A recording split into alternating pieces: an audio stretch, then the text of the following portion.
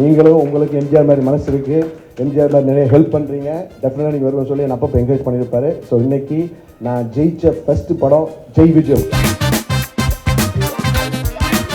Screen play நல்லா இல்லை, story நல்லா இல்லைன்னு சொல்லி, ஆனால் என்னை வந்து பாராட்டி இருக்காரு. அவர் யாருன்னு தெரியாது, என் தொழில் மேல் சத்தியம் எனக்கு யாருன்னு தெரியாது, நான் பார்த்ததே இல்லை. அல்லது தவழ்ந்தாவது போ ஆனால் போ அப்படின்னு இருக்கும். அதனால் நதி மாதிரி ஏங்கிக்கிட்டே இருக்கணும்னு தான் சொல்லுவாங்க. அது தேங்கி இருந்தால் குட்டமாக ஆயிடுவோம். அந்த மாதிரி நதி மாதிரி ஏங்கிக்கிட்டே இருந்த ஒரு ஜெய் ஆகாஷ் சார் உண்மையிலே அந்த இயக்கத்துக்கே அவருடைய உழைப்புக்காக கண்டிப்பாக அவர் மனசுக்கு ஜெயிப்பார். அவர் இனிமேல் அவர் டைரக்ட் பண்ண வேணாம், ப்ரொடியூஸ் பண்ண வேணாம். மற்ற பேர் டைரக்ட் பண்ணுறதுல மற்ற பேர் ப்ரொடியூஸ் பண்ணுறது நடிக்கணும். இதுதான் என்னுடைய ஆசையாக நினைக்கிறேன். அவரே எப்படி அந்த ஃப்ரெஷ் ஃபேஸோட அந்த எனர்ஜியோட பார்க்கணும். கொஞ்சம் தான் ஃபிசிக்கலில் சேஞ்ச் ஆகிருக்கு, அதே எனர்ஜியோடு தான் இருக்கார். அவருடைய எல்லா சாங்ஸும் பார்த்தோம். அவர் எப்படின்னா தண்ணி மாதிரி. ஏன்னா அவருக்கு 2 படம் பண்ணியிருக்கேன். ஜெயகாந்த் சார் பற்றி எனக்கு தெரியும். ஆல்ரெடி ஒரு இன்டர்வியூவில் நான் சொல்லியிருக்கேன். சினிமாவில் 24 கிராஃப்ட்னா 24 கிராஃப்ட்லேயும் ட்ரைண்ட் ஆனவர்.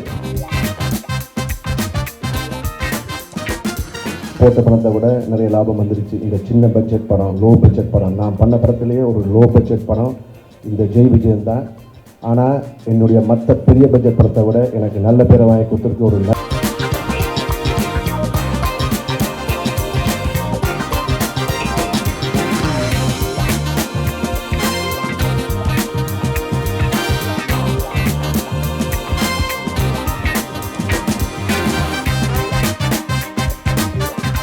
எங்கள் அழைப்பை ஏற்று வந்திருக்கும் பத்திரிகை, தொலைக்காட்சி, ஊடக நண்பர்களுக்கும் என் மனமார்ந்த நன்றியை தெரிவிச்சுக்கிறேன்.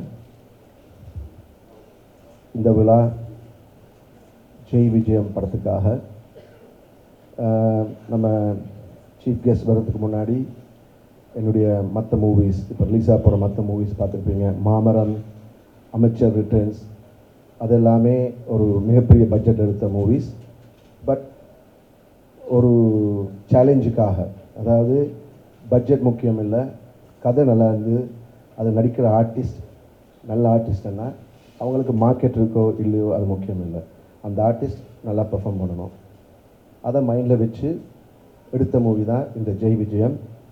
அதை நாங்கள் நினச்ச மாதிரியே, நான் எதிர்பார்த்த மாதிரியே எல்லாருமே அதை ஒரு மிகப்பெரிய வெற்றியாக்கியிருக்கீங்க. இதுக்கு முக்கியமான காரணம் பத்திரிகை நண்பர்கள். இந்த படத்தோட இன்டர்நேஷ்னல் ரீச் அது என்னுடைய ஃபேன்ஸ் உலகம் பூரா ஒரு 3 லட்சம் ரெஜிஸ்டர்ட் ஃபேன்ஸ் இருக்காங்க. அவங்க அந்த படம் நல்லா இருக்கோ இல்லையோ என்னை பார்த்தா மட்டும் போதும் சொல்லி எனக்காக பார்த்தாங்க.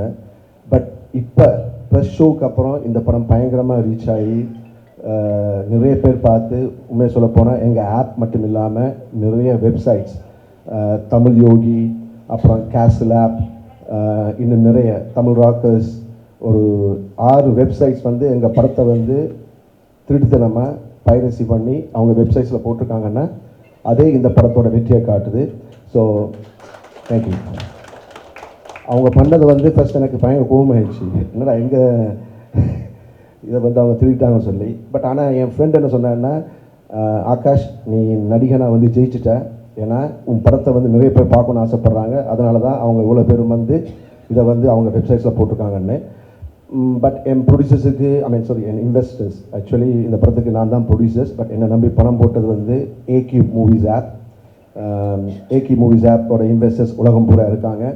ஏற்கனவே அந்த படம் ஃபாரினில் ஃபுல்லாக நல்லா போனதால் எனக்கு ஒரு தங்க செயினை லாஸ்ட் டைம் பரிசாக கொடுத்தாங்க. ஸோ அவங்க போட்ட பணத்தை விட நிறைய லாபம் வந்துருச்சு. இந்த சின்ன பட்ஜெட் படம், லோ பட்ஜெட் படம், நான் பண்ண படத்துலேயே ஒரு லோ பட்ஜெட் படம் இந்த ஜெய் விஜயன் தான்.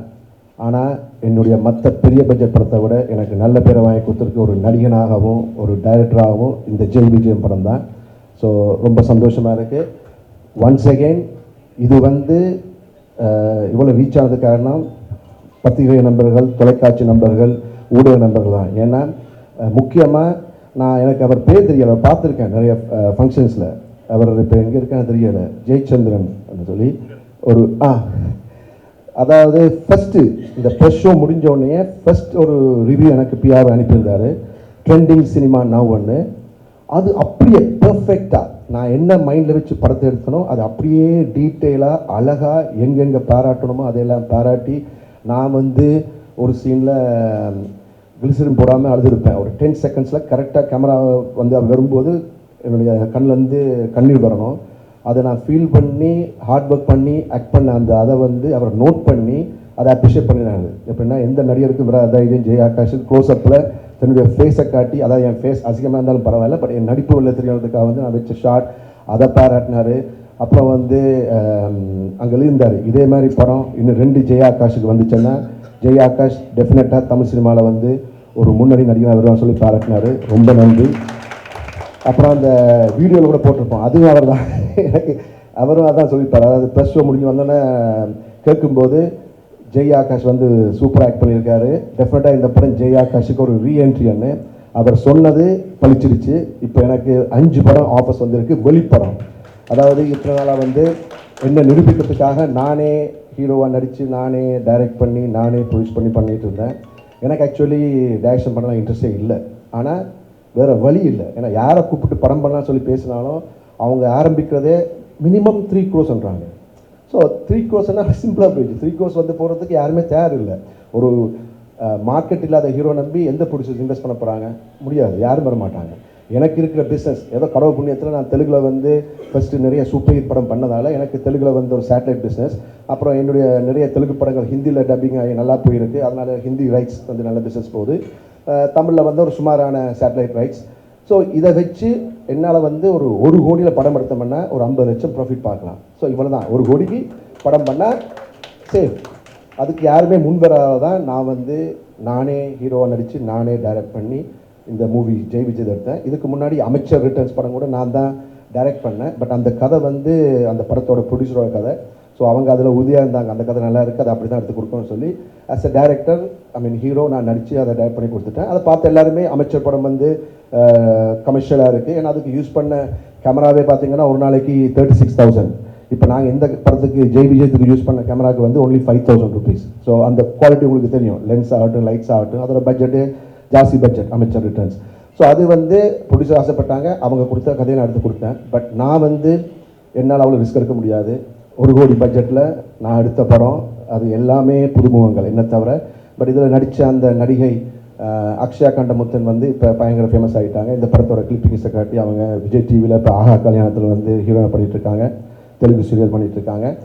தென் அடுத்த செகண்ட் ஹீரோனை பண்ண குட்டி அக்ஷயா, அந்த பொண்ணு கூட பிஸி ஆகிடுச்சு. ஸோ இது ரொம்ப சந்தோஷமாக இருக்குது. அப்படின்னா வந்து அவங்க எல்லாருமே எங்கிட்ட சம்பளம் வாங்காமல் இந்த படத்து மூலமாக அவங்களுக்கு ஒரு பெனிஃபிட் கிடைக்கும்னு எதிர்பார்த்தாங்க. அந்த பெனிஃபிட் வந்து இந்த படம் அவங்களுக்கு கொடுத்துருச்சு.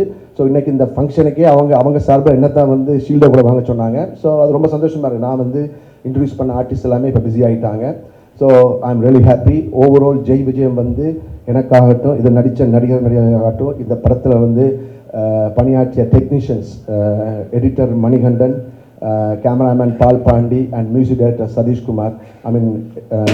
பால்பாண்டியை பற்றி நான் நிறைய தடவை சொல்லியிருப்பேன். பால்பாண்டி வந்து இதில் வந்து பெருசாக டெக்னிக்கலாக ஒரு பெரிய கேமராமேனை பேர் வாங்காட்டியும் என் கதைக்கு என்ன தேவையோ அதை மட்டும் பண்ணி கொடுத்தாரு.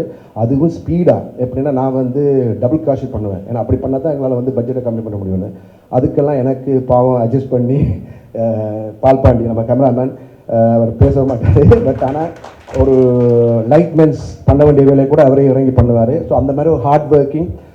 எங்கிட்ட வர்றதுக்கு முன்னாடி பால்பாண்டி வந்து யாருன்னு யாருக்குமே தெரியாது. பட் இப்போ இந்த ஜெய் விஜயம் ஃபங்க்ஷனுக்கு அப்புறம் அடுத்த மாமரம் ஃபங்க்ஷன்லையும் வந்தார்.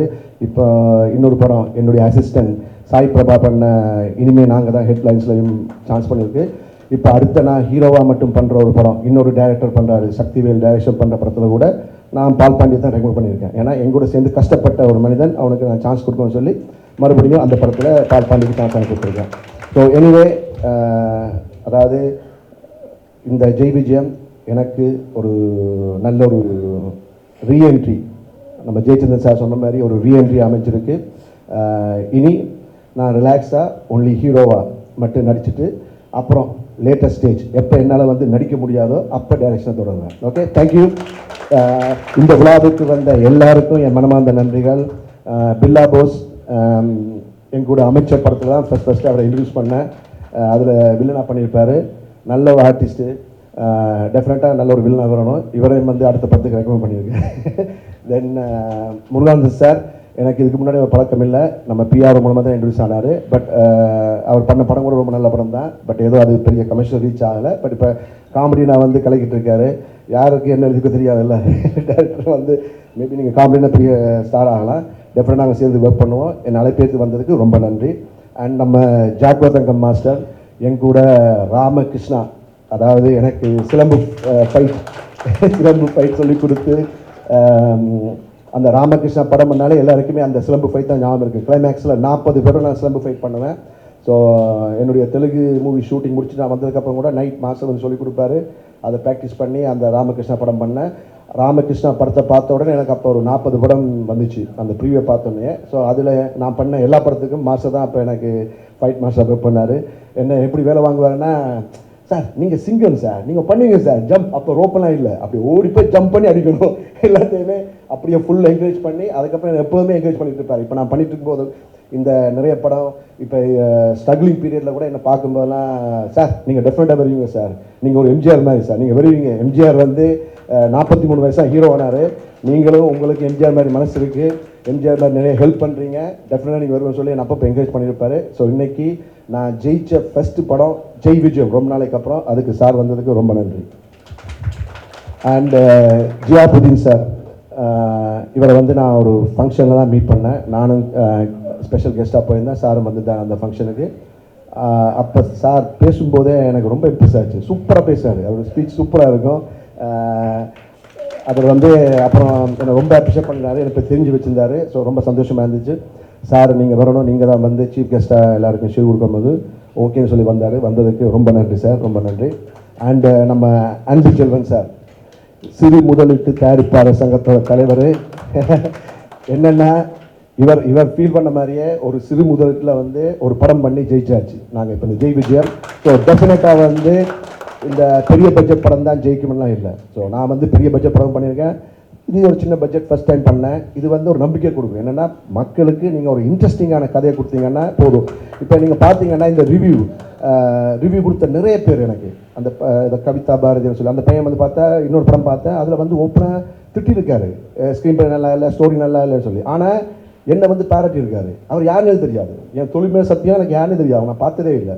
ஆனால் அவங்க எல்லாருமே இந்த படத்தை வந்து ஜெய் விஜய் படத்தை வந்து ப்ரெஷ் ஷோவில் பார்த்துட்டு அதுக்கப்புறம் வந்து டவுன்லோட் பண்ணி பே பண்ணி படத்தை பார்த்துட்டு வந்து அப்ரிஷியேட் பண்ணிக்காங்க போது ரொம்ப சந்தோஷமாக இருக்குது. என்னென்னா உண்மையாகவே நல்ல படங்களை நல்ல மக்களுக்கு தேவை வந்து நல்ல கதையை தான், நல்ல கதை, அது இன்ட்ரெஸ்டிங்காக ஸ்க்ரீன் பிளே கொடுத்தா அதை ஜெயிக்க வைப்பாங்கிறதுக்கு எல்லோரும் ப்ரூவ் பண்ணாங்க.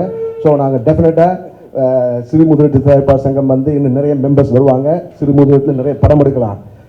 அதாவது மற்றவங்க சொன்ன மாதிரி ஏதோ பெரிய பட்ஜெட்டில் படம் எடுத்தால் தான் ஜெயிக்க. படத்தை வந்து தியேட்டர் ரிலீஸ் பண்ண அவசியம் இல்லை, படத்தை வந்து மக்களுக்கு கொண்டு போய் சேர்த்தா போதும். இப்போ வந்து எல்லாருமே நெட்ஃப்ளிக்ஸ், அமேசான் ப்ரைம் இதை மாதிரி பார்க்க பழகிட்டாங்க எல்லாருமே. ஸோ தியேட்டர்ஸுக்கு வந்து ஒன்லி திருவிழா இல்லைன்னா பெரிய சூப்பர் ஸ்டார் படம் தான் போவாங்க, இல்லைன்னா படம் சூப்பர் ஹிட் ஆகணும். ஒரு படம் சூப்பர் ஹிட் ஆகிறதுக்கு, நல்ல படம் கூட சூப்பர் ஹிட் ஆகிறதுக்கு ஒரு நல்ல டிஸ்ட்ரிபியூட்டர் தேவை, இல்லைனா ஒரு நல்ல ப்ரொடியூசர் வந்து அந்த படத்தை வந்து ப்ரொமோட் பண்ணால் மக்கள் பார்க்க வருவாங்க, தியேட்டர்ஸ் கிடைக்கும். ஃபர்ஸ்ட் இப்போ என் படத்தை வந்து இந்த ஜெய் விஜய் படத்தை வந்து நான் தியேட்டர் ரிலீஸ் பண்ணி பிளான் பண்ணவே இல்லை, ஒன்லி ஆப்புக்காக தான் எடுத்தேன். ஆனால் நிறைய பேர் இந்த படத்தை பார்த்துட்டு சார் படம் சூப்பராக இருக்குது சார், இதை தியேட்டர் ரிலீஸ் பண்ண சொன்னாங்க. ஆனால் எனக்கு யாரை போய் கேட்கறது தெரியலை, ஏன்னா எனக்கு வந்து பெரிய டிஸ்ட்ரிபியூட்டர்ஸ் தெரியாது, பெரிய ப்ரொடியூசரோட எனக்கு ஃப்ரெண்ட்ஷிப் இல்லை. ஸோ என்னால் போய் டெய்லி போய் அவங்கள போய் கேட்டுருக்க முடியாது சார் என் படத்தை வந்து ரிலீஸ் பண்ண சொல்லி. ஸோ ஏதோ எங்கிட்ட வந்து ஒரு சின்ன டிஸ்ட்ரிபியூட்டர் மூலமாக படத்தை ரிலீஸ் பண்ணேன். அந்த சின்ன டிஸ்ட்ரிபியூட்டருக்கு சின்ன தியேட்டரு மட்டமான தியேட்டர்ஸ் தான் கிடைச்சிச்சு. ஸோ மக்கள் எப்படின்னா தியேட்டர்ஸ் கூட வந்து அவங்களுக்கு ஒரு நல்ல தியேட்டர்ஸ் கிடைக்கணும், தியேட்டர் போய் படத்தில் பார்க்கணும்னா ஒரு நல்ல மல்டிப்ளெக்ஸ் இருக்கணும், இல்லை நல்ல தியேட்டர்ஸ் இருக்கணும். ஸோ அது இந்த படத்துக்கு கிடைக்கல, நான் அதை பற்றி கவலைப்படலை. தியேட்டர் ரிலீஸ் பண்ணாலும் எனக்கு வந்து ஆக்சுவலி நான் இன்வெஸ்ட் பண்ணது தியேட்டர் ரிலீஸ் பண்ணுறதுக்கு 10 லட்சம், எனக்கு வந்தது 2 லட்சம் தான். ஸோ அது லாஸ். ஆனால் அதே ஒரு செலவும் இல்லாமல் எங்கள் ஆப் ரிலீஸ் பண்ண 2.5 கோடிக்கு மேலே கலெக்ட் பண்ணி கொடுத்துச்சு. ஸோ இதுதான் நாங்கள் வந்து we have to go with the flow. இப்போ வந்து டெக்னாலஜி வளர்ந்துருச்சு. ஸோ எல்லாருமே இதை ஃபாலோ பண்ண நல்லா இருக்கு நான் எதிர்பார்க்குறேன். நல்ல படங்கள் பண்ணுங்கள், நல்ல படத்தை பண்ணிட்டு வந்து நல்ல டிஸ்ட்ரிபியூட்டர்ஸ் கிடைச்சாங்கன்னா தியேட்டர் ரிலீஸ் பண்ணலாம், இல்லைன்னா தியேட்டர் ரிலீஸ் பண்ணுறது வேஸ்ட் என்னை பொறுத்த வரைக்கும். ஓகே, எனிவே எல்லாரையும் இன்ட்ரடியூஸ் பண்ணிடுறேன். இவர் மிஸ்டர் ஆனந்த முருகன், அகில இந்திய துணைத் தலைவர் ஆஃப் ஐஜேகே. ரொம்ப நன்றி. இவரும் எனக்கு ஒரு ஃபங்க்ஷன்லாம் பைத்தியமானார். ரொம்ப நல்ல நண்பர். டெஃபினட்டாக நல்லது பண்ணுங்கள், மக்களுக்கு சேவை பண்ணுற எண்ணம் எனக்கும் இருக்குது. ஸோ இல்லை வேணாம், நடிக்க வேணாம், நல்லது பண்ணுங்கள் மக்களுக்கு. இதுதான் ஒன்றை தான் பண்ணணும், ரெண்டை பண்ணக்கூடாது. ஓகே, நீங்கள் நல்லது பண்ணுங்கள். உங்களுக்கு தேவையான நல்லவங்களை வந்து டெஃபினட்டாக நானாகட்டும், என் ரசிக மன்றமாகட்டும் பின்னாடி இருந்து சப்போர்ட் பண்ணுவேன். ஓகே, சரியா? தேங்க்யூ. ஸோ மற்றவங்கெல்லாம் என்னோடய ஃபேன்ஸ் கிளப் தேவையில்லை, எல்லாம் ஃபேன்ஸ் கிளப்பு. அவர் வந்து ப்ரொடியூசர் திருமுருகன், ஒரு new producer. Thank you so much வந்ததுக்கு. அடுத்தது என் நண்பன் காதர் சுகுமார். மாமரம் படம் பார்த்துருப்பீங்கள்ல, அதில் வந்து ஒரு சூப்பரான த்ரூ அவுட் கேரக்டர் பண்ணியிருப்பான். இப்போ நெக்ஸ்ட் படம் நான் ஹீரோவாக பண்ணுற நெக்ஸ்ட் படம் சக்திவேல் சார் படத்தில் கூட பண்ணுறான். அவர் தான் சக்திவேல், என்னுடைய அடுத்த பட டைரக்டரு. நான் இப்போ இனிமேல் ரிலாக்ஸாக ஒன்லி ஆக்டிங் மட்டும் பண்ண போகிறேன் கொஞ்ச நாளைக்கு. அவர் டைரக்ஷனை பார்க்க போகிறாரு. அதுக்கப்புறம் என் நண்பன் ராம்குமார், ஜெய் ஆகாஷ் பாய்ஸ் ஃபேன்ஸ் கிளப்போட பிரசிடெண்ட். இந்த படத்தில் வந்து எக்ஸிக்யூட்டிவ் ப்ரொடியூசராக பண்ணியிருக்கான். ஸோ எல்லாருக்கும் ரொம்ப நன்றி. இங்கே வந்த நண்பர்கள் அனைவருக்கும் என் மனமார்ந்த நன்றி. Thank you all, love you all. And N fans அவங்க நிறைய பிளான்ஸ் வச்சுருக்காங்க இதை பண்ணணும்னு சொல்லி. இதை முடிச்சதுக்கப்புறம் நாம் வந்து வேலண்டைன்ஸ் டே செலிப்ரேட் பண்ணிக்கலாம். ஓகே, பட் எப்போவுமே எனக்கு இந்த ஒரு மார்க்கெட், இப்போ நான் எதை நம்பி இந்த படத்தை ரிலீஸ் பண்ணேன்னா என் ஃபேன்ஸ். நீதானே எந்தன் பொன் வசந்தம், அது மூலமாக எனக்கு கிடைச்ச ஃபேன்ஸ் உலகம் பூரா இன்னும் இருக்காங்க. நான் அந்த சீரியலில் நடித்து ஸ்டாப் பண்ணி 1.5 years ஆச்சு. ஆனால் இன்னும் அந்த ஃபேன்ஸ் கிளப் வந்து பெருசாகிக்கிட்டே இருக்குது. என் படங்களுக்கு வந்து இப்போ அவங்க ஃபுல் சப்போர்ட் கொடுக்குறாங்க. என்னுடைய படத்தை, அதாவது என் படத்தோட ஒரு கிளிப்பிங்ஸ் யூடியூப்பில் வந்து போட்ட உடனே வந்து எக்கச்சக்கமான வியூஸ் வருது, காமெண்ட்ஸ் ஃபுல்லாக ஒரே பாசிட்டிவாக இருக்குது. ஏன்னா அதுக்கு எல்லாமே காரணம் என் ஃபேன்ஸ். அந்த நீதான் இந்த பொன் வசந்தம் மூலமாக கிடைச்ச என் ஃபேன்ஸ் தான். உங்கள் அன்புக்கு நான் என்று மறினேன். Thank you all, love you all. ஒரு சில வார்த்தை மட்டும் தான் பேச போகிறேன். அதனால்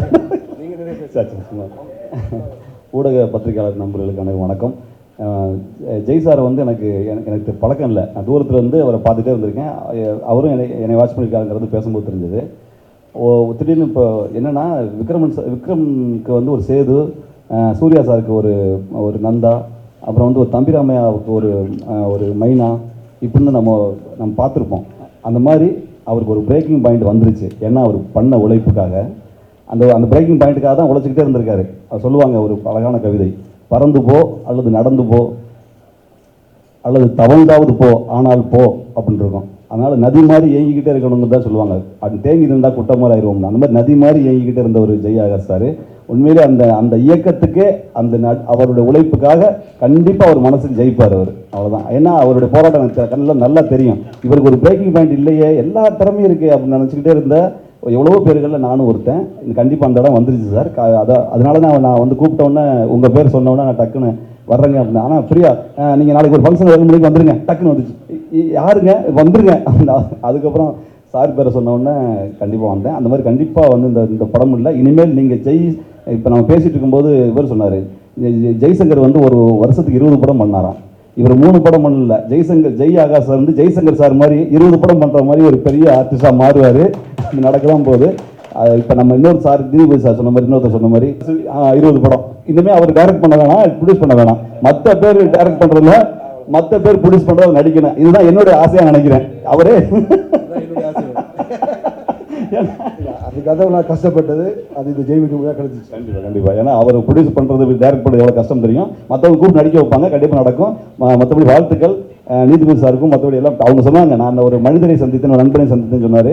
இத்தனை விழாவுக்கு போல முதல்ல ஒரு விழாவுக்கு வந்திருக்கேன்னு சொல்கிறதுலாம் நம்மளுடைய பெருமை அது. அதனால் வந்து மகிழ்ச்சியான தருணமாக அதை மாற்றுவோம். அது மட்டும் தொகுத்து வழங்குற அந்த அவங்க பேசுகிறது இப்போ ஒரு குடும்ப ஃபங்க்ஷன் மாதிரி இருக்குது. நடுவில் ஒருத்தவங்க பேசுகிறாங்க, அது அழகாக அவங்க புன்னகை மன்னன் சொல்கிற விதம் அதெல்லாம் பார்த்து ரொம்ப ரொம்ப ரசிக்கிறாங்க சார். உங்களை வந்து நடிகராக தாண்டி ஒரு சக குடும்பத்தில் ஒருத்தரை நினைக்கிறாங்க. நீங்கள் கண்டிப்பாக இதே மாதிரி தமிழ்நாட்டில் மக்களுக்கு குடும்பத்தில் ஒருத்தனா மாறுவீங்க. என்னுடைய வாழ்த்துக்கள் சார். நன்றி சார். ஜெய் ஆகாஷ் சாருக்கு வந்து காதல் இளவரசன், புன்னகை மன்னன் இந்த பட்டம்லாம் இருக்குது. நானும் நம்ம ஆனந்த் சாரும் உட்காந்து ஏவி பார்த்துட்டு இருந்தோம். அவர் 20 வருஷத்துக்கு முன்னாடி நடித்தேன். எனக்கு வந்து நான் சினிமாவுக்கு வந்து 20 வருஷம் ஆகுது. அவரை எப்படி அந்த ஃப்ரெஷ் ஃபேஸோட அந்த எனர்ஜியோடு பார்த்தனோ, கொஞ்சம் தான் ஃபிசிக்கலில் சேஞ்ச் ஆகிருக்கு, அதே எனர்ஜியோடு தான் இருக்கார். அவருடைய எல்லா சாங்ஸும் பார்த்தோம். அவர் எப்படின்னா தண்ணி மாதிரி. ஆமாம், அவர் எந்த கிளாஸ் கலரில் போட்டாலும் அதுக்கு தகுந்த மாதிரி மாறிடுவார். அவருடைய ஆக்ஷன் பிளாக்ஸ் எனக்கு ரொம்ப பிடிக்கும். நான் நிறைய இடத்துல சொல்லியிருக்கேன். பட் அது காரணம் வந்து ஜாக்குவார் தங்கம் சார்னு எனக்கு தெரியாது. ரொம்ப நல்லா ட்ரைன் பண்ணியிருக்கீங்க சார், உண்மையாகவே அன்பிலீவபிள். அவர் டான்ஸ்லையும் வந்து பின்னி பெடல் எடுப்பார். அவர் மட்டும் வளரல, யாருக்கிட்டையாவது திறமை இருந்தால் வாலண்டரியாக வந்து அவரை தன்னோட வந்து சேர்த்துக்குவார். அதனால் இந்த காதலர் தினத்தன்னைக்கு நான் ஒரு பட்டம் கொடுக்கலான்னு நினைக்கிறேன் சார். நீங்கள் king maker sir, king maker Jayakanth sir. அந்த பட்டம் வந்து கண்டிப்பாக வந்து உங்களுக்கு பொருத்தம் சார். த கிங் மேக்கர், அதாவது கிங்கு கிடையாது, நீங்கள் கிங் மேக்கர். அப்புறம் நம்ம முகமது ஷியாமுதீன் சார், அவருடைய பேச்சை வந்து இன்னைக்கு தான் நான் கேட்டேன். உண்மையாகவே கேட்டே இருக்கணும் போல இருக்குது சார். ஏதாவது யூடியூப் சேனல்ஸில் உங்கள் இதெல்லாம் வருமா சார் ஸ்பீச்சு? சார் உண்மையாகவே ரொம்ப ப்ளசண்ட்டாக இருக்குது சார். ஆமாம். அப்புறம் நம்ம சிறுமூர்த்தி சேனல் அப்படியா, எல்லாரும் ரொம்ப சிறப்பாக பேசினாங்க. ஜாக்குவார் தங்கம் சார் சொன்னார், உண்மையாகவே ஜாக்குவார் தங்கம் சார் மாதிரி ஒரு சின்சிரிட்டி வந்து நான் ரஜினி சார்கிட்ட தான் பார்த்தேன். அவ்வளோ எல்லார்கிட்டையும் நல்லா பழகுவார். அந்த சின்னவங்க பெரியவங்க இதெல்லாம் பார்க்காம நல்லா பழகுவார். இந்த படத்தை பார்த்துட்டு அவருடைய கருத்துக்களை சொன்னார். ஆக்சுவலாக தென்னிந்திய நடிகர் சங்க இயக்குனர் சங்கம் அல்ஃபாத் மலேசியா, இவர் வந்து ப்ரொடியூசர், இப்போ ஒரு படம் பண்ணுறாரு. அந்த ஒரு நான் முக்கியமான ரோலில் பண்ணுறேன். இந்த டிஸ்கஷனில் இருக்கும்போது சொன்னார், ஜெய் விஜயம்னு ஒரு ஜெய் ஆகாஷ் ஒரு படம் பண்ணியிருக்காரு, நல்லா வந்திருக்கான் அப்படின்னு சொல்லி. நான் ஆல்ரெடி 2 படம் பண்ணியிருக்கேன் இல்லையா, உடனே அடித்தேன் ஃபோனு. ஆனால் மாதத்தில் வந்து ஃபோன்லலாம் பிடிக்க முடியாது, வாட்ஸ்அப்பில் தான் பிடிக்க முடியும். இந்த மாதிரி மாஸ்டர் உங்கள் படம் பார்க்கணும் அப்படின்னு. சரி, ஏக்யூப் அந்த மூவிக்குள்ள இதில் இருக்குது, நீங்கள் போய் பாருங்கள். டவுன்லோட் பண்ணி பார்த்தேன். ஒரு படம் வந்து நான் சினிமாக்காரனாக பார்க்க மாட்டேன், ஒரு ஆடியன்ஸ் தான் பார்க்கணும். 15 நிமிஷத்தில் அவனை உட்கார வச்சிடணும் படம். அதுக்கு வந்து பட்ஜெட் தேவையில்ல, ஆர்டிஸ்ட் தேவையில்லை, கதை அண்ட் ஸ்க்ரீன் பிளே இதுதான் வேணும். அது வந்து இந்த விஜயத்தில் இருந்தது. ஏன்னா நானும் ஒரு 20 வருஷமாக சினிமாவில் ட்ராவல் பண்ணுறேன். எனக்கும் ஓரளவு வந்து ஸ்க்ரீன் நாலேஜ், சீன் நாலேஜ் இருக்குது, கதை நாலேஜ் இருக்குது, டைரக்ஷன் நாலேஜ் இருக்குது, இதில் இருக்குது. 1000 கோடி பட்ஜெட் உள்ள படம் என்னால் உட்காந்து பார்க்க முடியல, 1/2 மணி நேரத்தில் நான் நிறுத்திட்டேன். உண்மை. நீ வேணா என் ஃபோன் நம்பர் கூட தரேன், 9884138414. இந்த படத்தை பாருங்க, 10 நிமிஷம் உங்களை உட்கார வைக்கும். நான் பார்த்தது 11 மணிக்கு. படம் வந்து 2 மணி நேரம் விடாமல் நான் பார்த்தேன். ஏன்னா இந்த படத்தோட கதை நான் லீனியர் ஃபிலிம், இது கதை, திரைக்கதை, அதில் இருந்த காஸ்டிங், அவங்க எடுத்துக்கிட்ட லொக்கேஷன்ஸ், பட்ஜெட், இதெல்லாம் பார்த்தீங்கன்னா இதில் பார்க்கவே முடியல எனக்கு. அவங்க ஒவ்வொரு விஷயம் வச்சிருக்கிற அந்த ட்விஸ்ட்டு, ட்ராவல்ஸு, இந்த ப்ரீ கிளைமேக்ஸ் எல்லாம் என்னால் அன்பிலீவே பண்ண முடியல. அந்த மாதிரி இருந்தது. நான் எதுக்கு அவ்வளோ இம்ப்ரெஸ் ஆனேன்னு தெரியல. ஏன்னா ஒரு 2 படம் பண்ணியிருக்கேன். ஜெயகாந்த் சார் பற்றி எனக்கு தெரியும், ஆல்ரெடி ஒரு இன்டர்வியூல நான் சொல்லியிருக்கேன். சினிமாவில் 24 கிராஃப்ட்னா 24 கிராஃப்ட்லேயும் ட்ரைண்ட் ஆனவர். ஆமாம், எல்லாம் சொல்கிறாங்க. நான் ஜெயாகாஷ் சார் அவருக்கே தெரியாத காலத்துலேருந்து அவர் கூட நான் ட்ராவல் பண்ணிருக்கேன். ஜாஃபர்னு ஒரு டைரக்டர், ஏவிஎம் நான் ஷூட்டிங்கில் இருக்கேன். 2003 2004 இருக்கும். வராரு, என்ன சார் ஜெயகாஷ் சாரை பார்க்க வந்திருக்கேன், லஞ்ச் பிரேக்கில் வந்து பார்க்க. அவர் 5 படம் கரண்டில் பண்ணிட்டு இருக்காரு. அவர் சொல்கிறது டே அண்ட் நைட் கூட அவர் படிப்பார். அவ்வளோ ஒரு எனர்ஜெட்டிக் பர்சன். கண்டிப்பாக அவருக்கு எல்லாம் சொன்னாங்க அது இதுன்னு சார் ட்ரைன்ட் ஆனவங்க. அந்த சினிமா அவரை வந்து கரெக்டாக யூஸ் பண்ணிக்கல. ஆனால் அந்த 20 வருஷம் அனுபவத்தை அவருடைய ஸ்பீச்சில் பார்த்தேன் நான். அந்த வியாபார ரீதி எது இருந்தாலும் சரி, எந்த வழி இருந்தாலும் சரி, ஒரு நல்ல விஷயம் மக்கள்கிட்ட போய் சேரணும், அதுக்காக ஒரு தொழிலில் காட்டுற உழைப்பு, அக்கறை, உண்மையாகவே இதெல்லாம் எனக்கு சொல்லப்போனால் இந்த காதலர் தினமே எனக்கு ஒரு லேர்னிங் ப்ராசஸ் தான். ரொம்ப சந்தோஷமாக இருக்குது. இந்த மனசார சொல்கிறேன், இந்த நிகழ்ச்சியில் கலந்துக்கிட்டது நான் ரொம்ப சந்தோஷப்படுறேன். Thank you sir. 2 விஷயம் மட்டும் பதிவு பண்ணிக்கிறேன். ஜாக்குவார் தங்கம் சார் வந்து ரொம்ப senior person in cinema field. Sir நாங்கள் ஒரு மாதத்துக்கு முன்னாடி சார் ஷூட்டிங் போயிருந்தோம். அதில் பார்த்தீங்கன்னா நைட் ஷூட் போயிட்டு இருந்தது. சிட்டியில் வந்து ஒரு 60 கிலோமீட்டர் தள்ளி இருந்தது ஷூட்டு. இந்த மிஸ்ட் இருந்ததுனால அது ஒரு காஸ்டியூமர் சார், அவருக்கு உடம்பு சரியில்லாமல் போச்சு சார். சரி, ஒரு 45 நிமிஷம் ஆச்சு அவரை ஹாஸ்பிட்டலில் கூட்டு போகிறதுக்கு. அவரை தவறிட்டார் சார், அவரை காப்பாற்ற முடியல. இப்போ நம்ம அந்த ஃபெப்ஸே இருக்கு இல்லையா சார், இதில் லா இருக்கா சார்? நம்ம ஷூட்டிங் ஸ்பேஸில் வந்து ஒரு மருத்துவரை வச்சுக்கணும்னு, ஏன்னா 60 பேர் மினிமம் நம்ம வந்து ஒர்க் பண்ணுவோம். லா இருக்கா? செட்டிங் இல்லை சார். பேசிக்காக இப்போ எல்லாத்துக்கும் ஒரு கிராஃப்ட் இருக்கு இல்லையா சார்? அந்த மாதிரி மெடிக்கல் டிபார்ட்மெண்ட்டுக்கு ஒரு கிராஃப்ட் இருக்கா? லா இருக்கா? இது மூலமா ஒரு பிப்சி தலைவர் நிர்வாகத்துக்கு இந்த ஒரு நல்ல விழாவில் நான் ஒரு வேண்டுகோள் வைக்கிறேன். கண்டிப்பாக ஒரு மருத்துவரை வந்து தயவு செஞ்சு வைங்க. ஏன்னா ஒருத்தருக்காக ஒரு குடும்பம் வந்து இழந்துட்டாப்புல. ஆமாம், ஏன்னா இது சொல்லுவாங்க ப்ரொடியூசரோட சுமை என்ன. கண்டிப்பாக கிடையாது. ப்ரொடியூசர் வந்து பல லட்சங்கள் செலவு பண்ணுறாரு. ஏன்னா அந்த தொழிலாளர்களுடைய சாப்பாட்டுக்காக சில நூறுகள் ஒரு புண்ணியமான விஷயத்துக்காக ஒரு செலவு பண்ணாமல் இருக்க மாட்டார். இதை நான் ஒரு பதிவாக வந்து ஆர்கே செல்வமன் சாருக்கும் அவருடைய நிர்வாகத்துக்கும் வச்சுக்கிறேன். அப்புறம் இன்னொரு விஷயம், நம்மெல்லாம் ஆதாம் ஏவல் அவருடைய பிள்ளைகள். இது வந்து சயின்ஸ் சொல்லுது. இங்கே பார்த்தீங்கன்னா யாருமே யார் உயர்ந்தவன் தாழ்ந்தவன் அந்த விஷயம் யாருக்கிட்டையும் இல்லை. இதில் யாராவது வந்து சொன்னாங்கன்னா அவங்க வந்து அவங்களுடைய சுயநலத்துக்காக சொல்லுவாங்க. நம்ம பகுத்தறிவோடு சிந்திச்சு செயல்படணும், இல்லைன்னா நம்ம காலி ஆகிடுவோம். ஏன்னா இதுவும் ஒரு முக்கியமான பதிவாக எனக்கு தோணுச்சு. என்னுடைய ஆதரவு ஜெயாகாஷ் சாருக்கு எப்பயுமே இருக்கும். இவர் பாசிட்டிவ் எனர்ஜி, இவர் கண்பட்டாலே போதும், நிறைய விஷயங்கள் எங்களுக்கு நமக்கு பாசிட்டிவ் அமையும். இவ்வளோ கூட இருந்தால் கண்டிப்பாக அது நடக்கும். தேங்க்யூ. ஜெய் விஜயம் திரைப்படம் வந்து மாபெரும் வெற்றி அளித்திருக்கிறது. இந்த வெற்றிக்கு பின்னால் ஒரு நல்ல நடிகர், தயாரிப்பாளர், இயக்குனர் என்று இப்படி பன்முக உழைப்பாளியாக செயல்பட்ட எங்கள் நாயகன் திரு ஜெயாகாஷ் அவர்களின் கடின உழைப்புக்கு கிடைத்த வெற்றிதான் இந்த விழாவிற்கு முக்கிய காரணம். அவரே நடித்து அவரே இயக்கி தயாரித்து ஒரு படத்தை உருவாக்குவது சாமானிய விஷயம் இல்லை. அப்படி அவர் உழைப்புக்கு கிடைத்த வெற்றிதான் இந்த விழா. எங்கள் நாயகன் ஜெயாகாஷ் அவர்களுக்கு நிறைய ஃபேன்ஸ் கிளப் இருக்கிறது. இங்கு மட்டுமல்ல, உலகம் முழுவதும் இயங்கி வருகிறது. இந்த கிளப்பின் வாயிலாக திரு ஜெயாகாஷ் அவர்களின் தலைமையில் நிறைய சமூக சேவைகள் செய்து வருகிறோம்.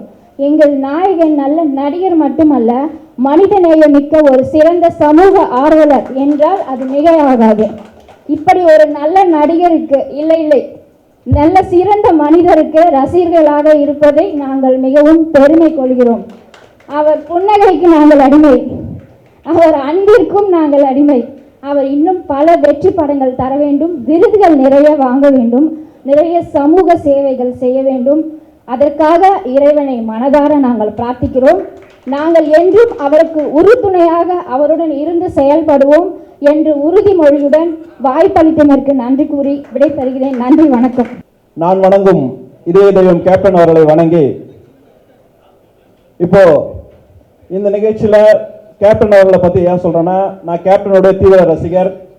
நான் தேமுதிக ஒன்றிய கழக செயலாளராக இருக்கேன். பேரம்பாக்கம் முதலில் ஊராட்சி 8வது வார்டு உறுப்பினராக இருக்கேன். கேப்டனுக்கு அடுத்தபடியாக நான் ரசித்த இன்னொரு நடிகர்னு பார்த்தீங்கன்னா அண்ணன் ஜெயாகாஷ் அண்ணன் தான். அது எதுக்காக நான் இந்த நேரத்தை சொல்கிறேன்னா, அண்ணன் எனக்கு அறிமுகம் வந்து அண்ணன் ராம்குமார் அண்ணன் மூலியமாக அண்ணன் அறிமுகம் வர்றாரு. பல நலத்திட்ட உதவிகளை விளம்பரமே இல்லாமல் செஞ்சுட்டு வராரு. அடுத்தபடியாக அவர் ஒரு யதார்த்தமான மனிதன்றது எதை வச்சு நான் சொல்கிறேன்னா, எங்கள் ஏரியாவுக்கு ஒரு விஷயமா அந்த லைனில் போயிட்டு இருக்காங்க. அப்போ அந்த ஊரில் எங்கள் ஏரியாவில் ஒரு திருவிழா நடக்குது. அண்ணா நீங்கள் கொஞ்சம் வந்தால் நல்லா இருக்குன்னு சொல்லிட்டு நான் ராம்குமார் அண்ணன் சொல்லி என்கிட்ட கேட்க சொல்கிறேன். ஒரு சில நடிகர்கள் என்ன சொல்லுவாங்க, நான் பிஸியாக இருக்கேன், நான் இங்கே வேலை இருக்கேன் அங்கே வேலை இருக்கணும் சொன்ன அடுத்த செகண்ட் பார்த்தா நான் வரேன்னு சொல்லிடுங்கட்டாப்ப நாங்கள் போகிறதுக்காட்டி அவர் வந்து நிற்கிறார். உண்மையிலே எங்கள் ஊர் பொதுமக்கள் ரொம்ப ஆச்சரியப்பட்டாங்க. இவ்வளோ பெரிய நடிகர் அசால்ட்டாக வந்து நாங்கள் அவருக்கு எந்த ஒரு இவர் வராரு கூட நாங்கள் யார்ட்டையுமே சொல்லலை. திடீர்னு ஒரு சிறப்பு அழைப்பாளராக வந்து நிற்கிறாரு. எங்களுக்கு உண்மையிலே ரொம்ப சந்தோஷமாக இருந்தது. அடுத்தபடியாக லாஸ்ட் வீக்கில் வந்து நான் ஒரு பெற்றோர் ராசி சங்க தலைவராக இருக்கேன் டான்போஸ்கோ ஸ்கூலில். அந்த ஸ்கூல் மூலயமாவும் அண்ணா நீங்கள் வந்து கலந்துட்டா நல்லாயிருக்கும், ஸ்டூடெண்ட்ஸ்லாம் கொஞ்சம் நான் ஒரு சீஃப் கெஸ்ட்டாக உங்களை வரைக்கணும்னு கேட்டேன். அப்போ அவர் வந்து லண்டனில் இருந்தார். என்னால் வர முடியாத சூழ்நிலையில் இருக்குது, எப்படி பண்ணலாம் அப்படின்னாரு. இல்லைண்ணா நீங்கள் வந்தால் நல்லா இருக்குன்னு சொல்லிட்டு அவர் எப்படி தான் வந்தார்னு எனக்கு தெரியல. எந்த நேரத்தை ஒதுக்குது அந்த நேரத்து அவங்களுக்கு அந்த ஸ்கூல் சார்பாகவும் உங்களுக்கு இந்த நேரத்தில் ரொம்ப நன்றி தெரிவிச்சுக்கிறேன். அடுத்தபடியாக வந்தீங்கன்னா, ஒரு ஃபேன்ஸை வந்து ஒரு ஸ்டேஜில் உட்காந்து அழகு பார்க்குறத நான் இது வரைக்கும் பார்த்தது கிடையாது. எனக்கு தெரிஞ்சு நீதி அரசர் இருக்காரு, சினிமா ஃபீல்டில் இருக்க பெரிய பெரிய பிரபலங்கள்லாம் இங்கே இருக்காங்க. இந்த இடத்துல வந்து நான் ஒரு சாதாரண ஆள் தான், நான் ஒரு சாதாரண கவுன்சிலர் தான் வச்சுக்கேன். நான் வந்து என்னை வந்து மேடையில் உட்கார வைக்கிறாங்க ஒரு ஃபேன்ஸ் கிளப்பில் வந்து. இதெல்லாம் வந்து அவருடைய மனசை இந்த இடத்துல காட்டுது. அவருக்கு நான் இந்த இடத்துல எப்படி நன்றி சொல்கிறதுன்னு தெரியல. உண்மையாலுமே நான் ரொம்ப நன்றி. இவரை ஒரு எப்படி சொல்கிறதுனே தெரியல. ஒரு அண்ணனாவா இல்லை ஒரு சகோதராவா? உண்மையில தம்பி பரவாயில்ல, அப்படி கூட சொல்லலாம். என்னோட கொஞ்சம் இளமையாகவே இருக்கார். அதனால் அண்ணனுக்கு இந்த நேரத்தில் மிகுந்த நன்றியை தெரிவித்துக் கொள்கிறேன். இவர் மேலும் வளரணும். எங்களுடைய ஒத்துழைப்பு அவருக்கு எப்பவுமே இருக்கும். இவர் செய்கிற தொண்டு இன்னும் பல மக்களுக்கு சேரணும் என்ற இந்த நேரத்தை கேட்டுக்கொண்டு விடைபெறுகிறேன். நன்றி, வணக்கம்.